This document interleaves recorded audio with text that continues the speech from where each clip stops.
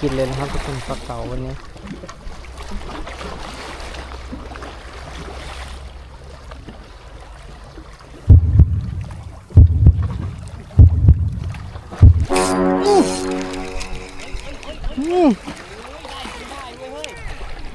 บอกแล้ว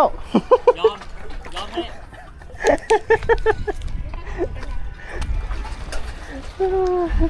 เก๋าตุ๊กแกเก๋าดอกแดง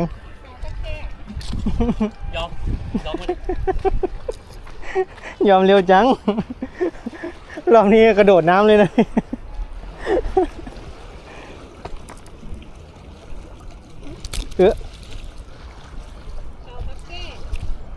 เก๋าตุ๊กแก